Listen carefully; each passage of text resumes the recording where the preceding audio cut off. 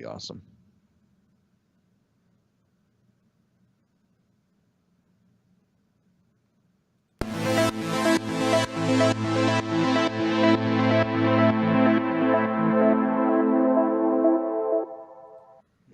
Welcome to Evilive, the live media commentary show that answers the question, does Beelzebub have the devil as a sideboard? Everyone wants to know. Subscribe if you're new to the channel, because today we are reviewing What We Do in the Shadows, Season 4, Episode 10, Sunrise, Sunset. Oh, man. Getting goosebumps just hearing that. Like, fuck.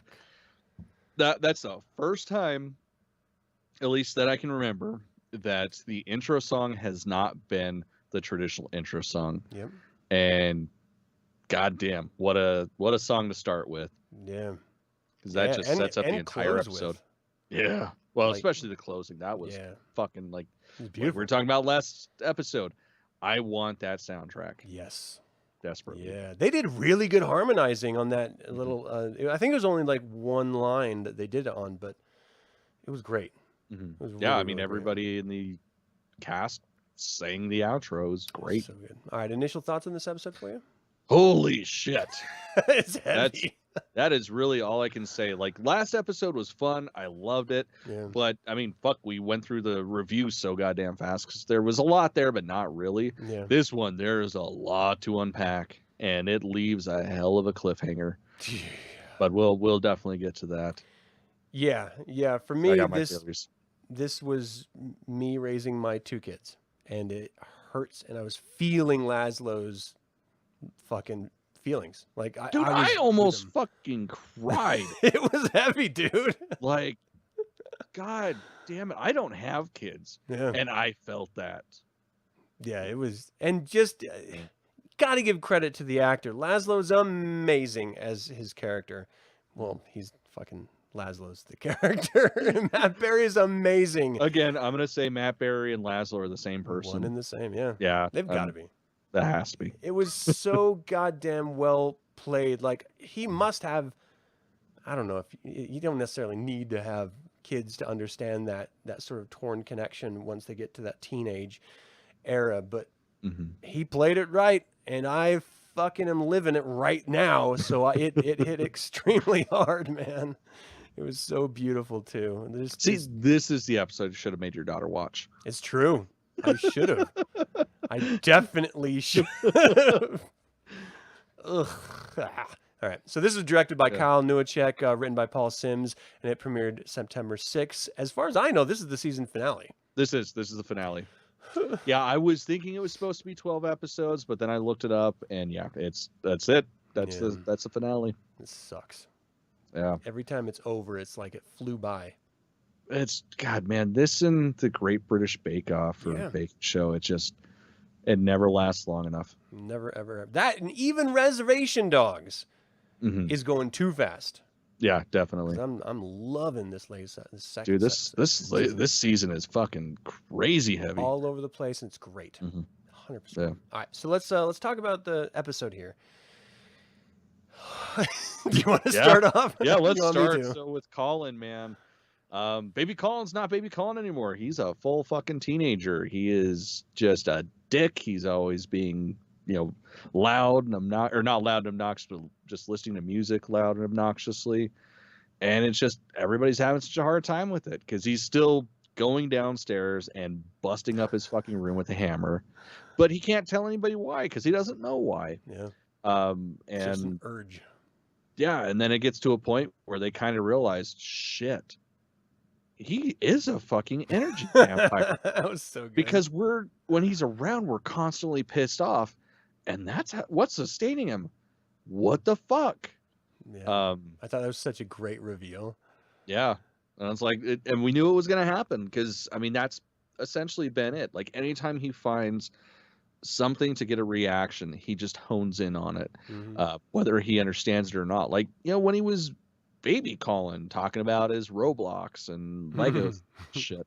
Yeah. Like he was draining the fuck out of Laszlo. I think my kids are energy vampires. I'm just putting it out there. Probably. I think they are. Probably. Yeah, and I love when Nandor goes down to try to speak to him as a teenager. So dude, that is my every fucking day, especially now. Like, I have that with work anyways, because of course my clients are staying the same age. I'm the one that's getting older. Yeah. But at least we're on mutual safe ground, so it's easy enough to find something to relate. Yeah. But man, I'm in college right now, and high school started back up, so that means we got fucking high school kids there, and god damn am I out of place. Like, I have never felt so out of touch with kids until now. Really? God damn. Yeah, so I feel like Nandor. Yeah. Hey, everything's cool, guy. And really, you're just an asshole. Yeah. Yeah. That was me every parent-teacher conference, having to walk through halls with kids. And I'm just like, I'm cool too, just like you. We're all youngsters, right? You guys, How you guys doing, fellow kids? You dig it? And they're all just like, fuck are you? What the fuck was that? Like, yeah, I look like an asshole all the time. Yeah. All the time. I hate going to my kids' schools because I know I'm that old asshole who's trying to be the cool dad and failing miserably. You can't. Yeah, that would be me. I'm so glad I don't have kids and have to go through that hell. I had to go through that hell a little bit with my little sister, like taking her to back to school night at my old high school and walking around like a fucking punch everybody in this goddamn thing. I don't fucking care. And really, they're just looking like, oh, look at that angry old man. Somebody get him a lollipop. They're like, is he in Guar or something? Is he a musician? Is he famous? Should we know who he is? I do get the musician thing a lot, and I don't get it. What could it be? Fucking punk rocker over here. Yeah, I loved that. And then he left, and he was like, just like, all right, fuck off. I'm just draining you nicely. And that's the best part, too, is he turns around and he's talking to the camera right there with Colin. Like, he doesn't even walk off and explain it, and Colin's just behind him and goes right back to hammering as soon as he's done. Fucking awesome. I'm that asshole when you watch that scene with me. I go into detail about how he's not really jerking off because you don't have a dick in your chest. He's just acting like it. And my wife's like, shut up, please. Can we just watch the goddamn movie without you trying to be a smartass for 1 second? That's what I do. You gotta kill the vibe. It's fun that way. That's all I do. I don't know anything else. Yeah, I'm my own version of a douchebag vampire. Yeah, I am. I'm totally Buzz Killington. I will make any joke not funny. I mean, at least we have our things, right? Yeah. We got our things. At least I think it's hilarious. That's all that matters. So, fuck, where do we pick up? So from there, do we want to keep we go to the nightclub. Yeah. And it's done. Like, Nadja is talking about how it's just gone to shit. The only thing that's keeping it open is bachelorette parties, fucking kids parties, and all that shit. The kids parties was just sad. Dude, that was, man. Just fuck. I was like, yeah, I would fucking burn the place down myself. And that's when she decides, I can't fucking do this anymore. I'm going to burn the place down. And God, leave it to the blood sprinklers. The fucking blood sprinklers. Finally fucking work. The whole season, the goddamn blood sprinklers have not worked. And that has been the running joke. And then that's been like one of the reasons to go to the club. We have blood sprinklers. Yeah, fucking, it's a Blade reference. Like, how can you not love that? But yeah, so she decides she's gonna burn the fucking place down for the insurance money, and it doesn't work, except her office with all of her money that is not in the fireproof safe. And it's so disheartening when she gets back because the guide is like, fuck, we're fucked, blah blah blah, we need to go. And she gets there and the place isn't burnt down. Fire department's like, oh yeah, fucking whatever. And guide's all like, yeah, the sprinklers worked. She's like, the fucking blood sprinklers worked? The one time, blah. And then, yeah, it's revealed that her office got destroyed and everything. And that's when we find out that she doesn't understand what insurance is. She just thought you could burn a place down and you got money for it. So Classic fucking Nadja. funny. Yeah. Fucking classic. And then they So get back and yeah. Guillermo's like, no, you have to buy the insurance before. And then she's like, you should have. And the fucking doll. God damn, I love this doll. Yeah. How much would we get if we burned him down? I fucking love that doll. Yeah. Ugh. I literally want that doll. I gotta look at Etsy. Someone has to have built it. Yeah. Now no, never mind. We're not gonna go down that road. So yeah, then after the insurance, What the hell? I'm not gonna fuck the doll. Is that where you're going? that's where I was gonna go. But it's like, we're not gonna talk about it because that's just gonna make this show really dark. Yeah, it'll get weird. Sad. This show's never like that. All right. No, never ever. But yeah, so then we get back to Colin, and he is just smashing the fuck out of the walls until he comes across where was it again that he found it? But he got a. It was like in this lower portion of the wall where he broke through. Okay, so yeah, it was in the wall. He broke a hole, and there was a little projector film in there. So then he's like, "Oh well, fuck," and he's checking it out. He's like, "Okay, need to get this." And for some reason, they have a projector in the house. So he's dragging it along through the house into his room, sets it up, and he sees that there's little points, like reference points. So he's starting to line it up and realizes that it's a map of his room. And the reason why he's been hitting the hammer on the walls is because there's 3 specific spots that he has to hit in order to open his secret stash. And that is where it goes from funny to holy shit. I thought it was amazing. I was on the edge of my seat. As soon as he got that ammo can, I was like, what the fuck? Yeah. Oh my God. I was leaning in. I was so into it.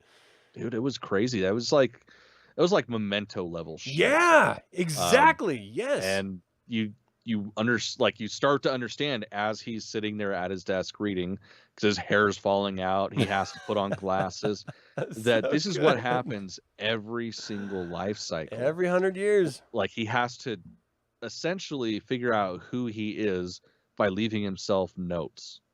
And it keeps going on and going on. You see him just constantly going.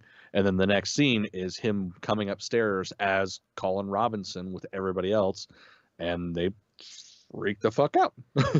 It's weird because I think it was the first season when he got super powerful in his office, and he like grew his hair back, and he was just like the most powerful, and he started flying and stuff. But so good. It was amazing. But we still he didn't know where he came from. He had no knowledge of how old he is really, and so they just sort of threw that birthday party for him, which is when he died, and then reborn. And so it makes me wonder now, well, wait a second. If he was always reborn, which came first, baby Colin or the baby that crawled out of the cavity of our friend Colin Robinson's chest, or Colin Robinson? Like, which came first? Because you can't just poof, suddenly you exist, right? Like, especially with vampires. Well, and that's the hard thing too, because he starts talking about his childhood and stuff. Yeah. And sorry, I'm looking through the notes because I can't remember. It was his mom. Was it his mom or his dad that he remembered, and the other one he didn't really remember? I don't remember any of that. Yeah, because he was talking about it in this episode. I can't remember if it was this episode or the previous one, but he does talk about having parents at some point. So it's like I almost wonder if he was born immortal and then somehow got turned by an energy vampire, which we still really know nothing about. Yeah. Outside of what we've experienced with him, his life cycle, and the one from season 2 that shared his office with him. Yeah, we really don't know much about him. Yeah, it's fascinating to me. Like peeling back this layer of Colin Robinson to try to understand really at the core who and what he is, and you always end up with Colin Robinson. Like no matter what happens, it always goes back to just him being him. Though I do have to say, I loved it when he was like, there's nothing more I like than managing a project than micromanaging a project. Yeah, because of course that's how the season's gonna end. They're gonna fix the fucking house. Finally. Ugh. Yeah, now that he is officially back to Colin Robinson, and he's the one that's in charge of all the accounts, he's like, oh yeah, no, we got plenty of money, we're good, we'll take care of this. But yeah, the hard part, man, that like fucking Laszlo talking to him and trying to connect with him, and goddamn. Colin's been like, yeah, I don't remember anything. I vaguely remember walking into the cubby, finding my stuff, and now I'm just here. Like, I don't remember anything about my childhood and stuff. And Laszlo just keeps, no, but what about this? Yeah, I don't breaking into the remember. zoo to look at the baby rhinos. Oh. And it's just so disheartening. Like, you can see every time he mentions something that a little piece of his soul leaves. Every time Colin says no. Yeah, and Colin's like, are you okay? Do you smell toast? Like he's having a stroke. Yeah, and the thing is too, and you know, as he's walking off, and Laszlo's just like, "Fuck, I just lost my best friend and my only child." Colin's whistling the song that he first started singing, so it's like we all caught it, but I don't think Laszlo caught it. But there's that little bit of him that does remember. Yeah.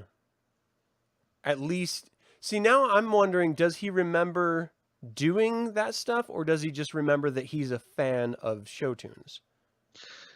Yeah, I don't know. And I mean, I think that's where the mystery is going to lie. Which is like even more disheartening. You know, like the fact that we don't know whether or not he was just playing or fronting or just being Colin, you know, just fucking with him to get some energy.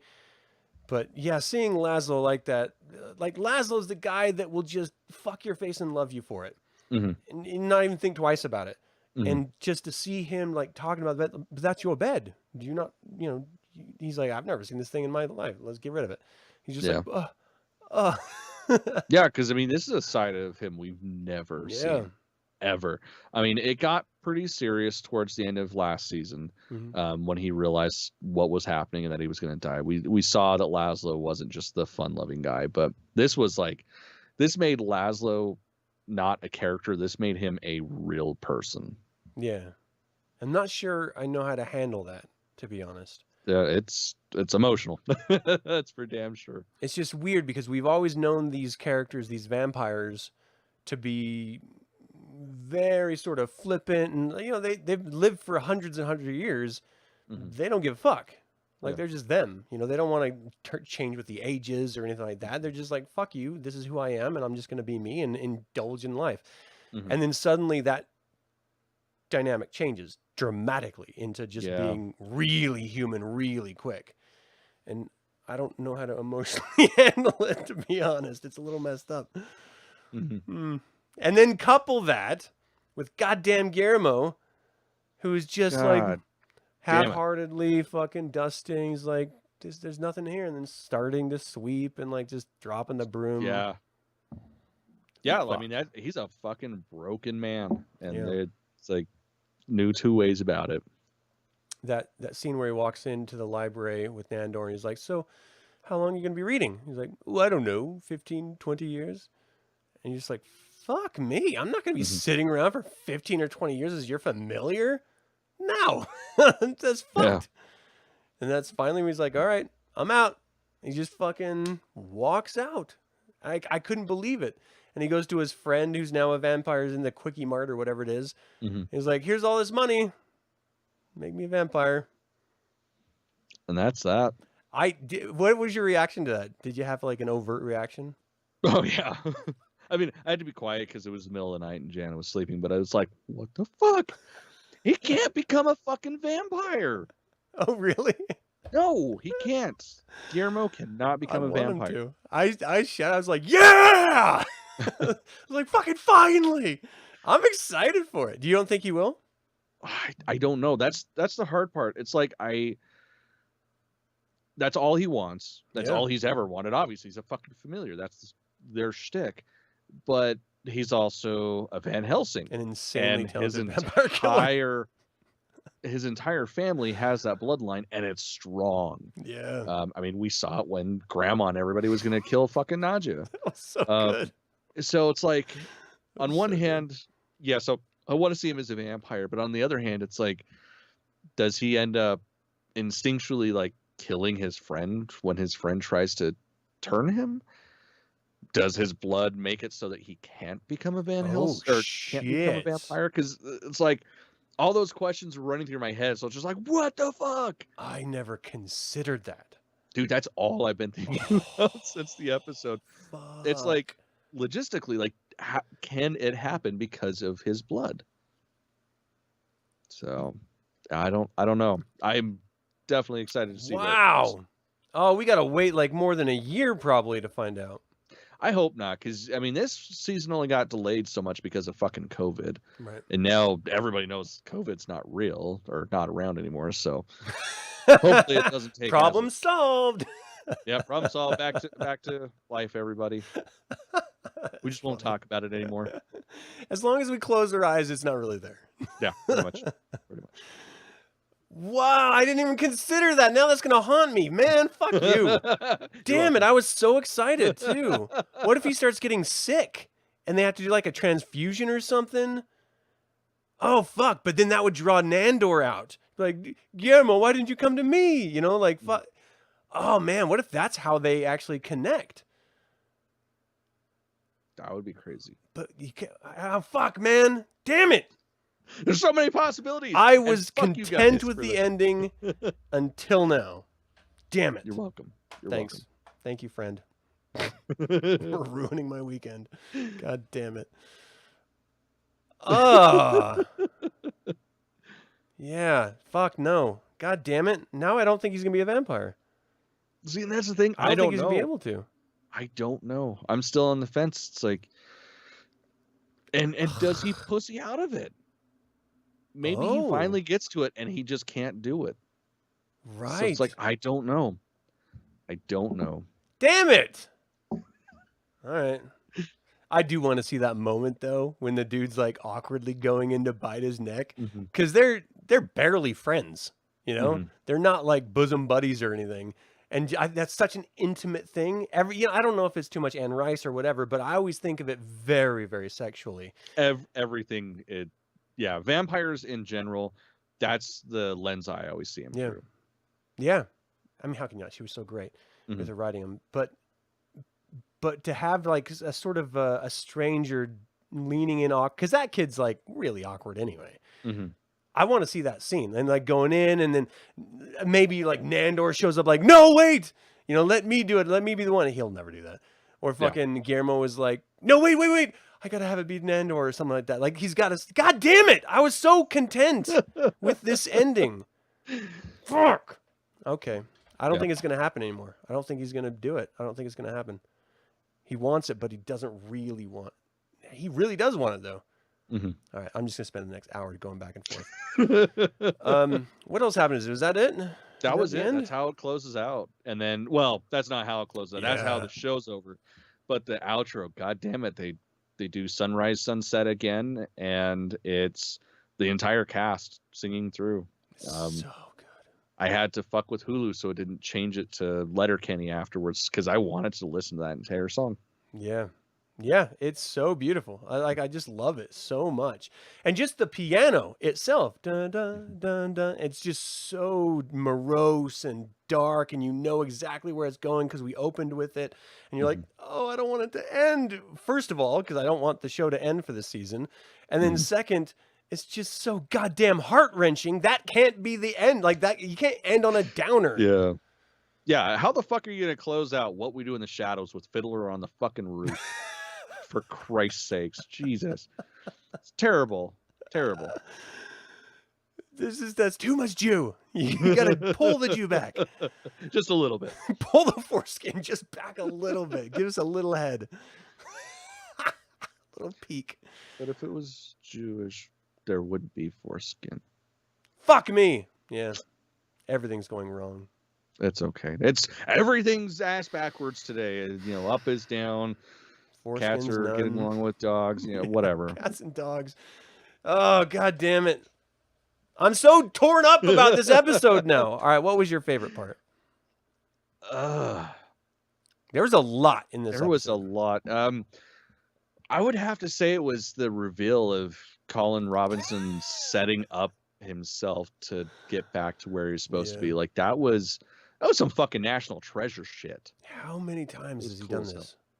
Yeah, like that's the first thing I thought, because it's like obviously he's planned this out before. And like part of it's got to be fucking like spackling the wall to set up the whole configuration. Yeah. That's some crazy shit. Mm-hmm. Yeah, and I mean, it's not far-fetched either, too, to find a brand new room in the house because, fuck, that's how the season started, with Nandor having a treasure room that we didn't know about. So it's like, you know, it made sense.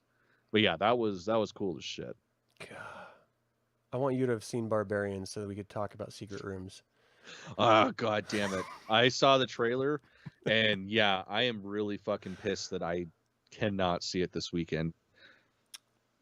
As soon as you do, we got to talk. Yeah, As soon as definitely. you do, because it's good stuff. Yeah, my favorite part, it has to be that I'm a sucker for depression. It has to be that Laszlo and Colin, you know, just realizing that he doesn't remember anything. All those times they shared together, all that whole year of him trying to raise him in a different way, and then all the time being his manager as the dancing act, singing act. Like, he was really into it, and it was so beautiful and just desperately sad. I love feeling bad sometimes, and that really put me there. Yeah, no, it was gut-wrenching. Did you have a least favorite part about this episode? The ending. Just because it's over, we don't get it. Like, I love having something to look forward to each week, and now the little bit of light in my life is slowly petering out for another year. Oh, God damn it. All right, yeah, me too. I don't like that this is the last episode. I don't like that it left now that you spoke with your damned mouth. Now I don't know. It's not a happy ending anymore. Like, it wasn't really happy in the first place, but I felt content. No longer. And like, now I'm just like, fuck me. Damn it. The end's, God, is my least favorite part now. I don't know what it would have been before, but now that's definitely it. God damn it. There's no way he's gonna be a vampire. Not anymore. No, he can't be, man. Like, he's a fucking Van Helsing. Yeah, I really don't see it happening. You can't triple stamp a double stamp, Lloyd. You can't do it. I mean, them's just facts. All right. Anything else you want to talk about with this episode? No. And I mean, as far as like ratings, like, I mean, it's a 5. Duh. Let's do ratings. What's your rating? Yeah, definitely a 5. Because I mean, really, there's been like maybe one episode that I gave it a 4. Yeah. I mean, it's one of the greatest things ever. And it's an amazing series, especially this last season. Like, it has just been a fucking roller coaster of emotions. And like the last 2 episodes, it showed that this show can totally go way past comedy, do something super serious and super real, and it still lands. Hell yeah. And yeah, I fucking love this show. Beautifully put. Absolutely. I also fucking love this show. It's ridiculous how good it is. It shouldn't be this good. And I don't know why I don't walk down the street and see people like talking about it and shouting about it. Dude, nobody fucking knows about this show, and it blows my mind because it is wildly successful and it's hilarious. And yeah, I know people that I did the same thing with you, like gave them the fucking movie and said, you watch this shit and you like it or I'm going to beat your ass. And they still haven't watched the goddamn show. No! Like, the show, that movie is chicken noodle soup for my soul, period. Like, that, I've said it once, I'll say it again. That movie probably saved me from killing myself when my mother died. That's how good that movie is. This show blows that out of the fucking water. Yeah. It is a gateway drug, 100%. I can't believe they haven't watched it after you bought it. Yeah. No, like, they've watched the movie, but not the series. Oh, okay. Yeah. What the fuck? I know. How is that not like make you want to watch the series? I don't. Like, I did it through all the extras, and they're not good extras, and I still went through it because I loved it so much. They really aren't. And I still constantly reference biscotti. Do you like your biscotti? How is the biscotti? Every time we make spaghetti, I do that. One of my dog's names is Biscotti. Like, that just shows how much this shit needs to be. Yeah, I don't understand how it's not bigger. All right, well, everyone's a fucking weirdo except for us. Yeah, I mean, obviously. All right, well, thank you all so much for tuning in live or after the fact. Let us know, do you even care about this show? Because and if you don't, why are you such a broken person? Yeah, what did your mom and dad do to you? Did you even have parents? Are you a Colin Robinson? Oh my God, if you are, we're interviewing you. You fucking need a hit us up. I don't have any email on this channel, but just leave a comment. We'll get to you. Hell yeah. All right. As always, remember, evil spelled backwards is live. So get out there and fucking live before Laszlo starts crying over you, not remembering that he helped raise you for a year, you sorry sack of shit, Colin Robinson. Motherfucker. These people. I hope you fucking stub your toe on something. That's vicious. Yeah, I have my moments.